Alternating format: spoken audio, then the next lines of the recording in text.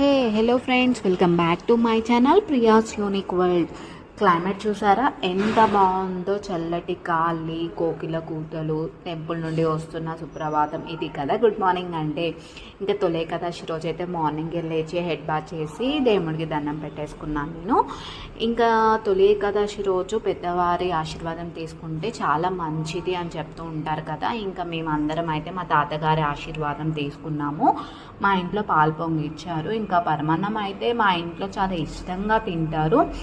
నాకైతే పరమాన్నము, నెయ్యి, ఉత్తపప్పు ఇదైతే నాకు ఫేవరెట్ కాంబినేషన్ అనమాట. మీలో ఎంతమందికి ఇలా తినడం ఇష్టం కామెంట్ సెక్షన్లో కామెంట్ చేయండి.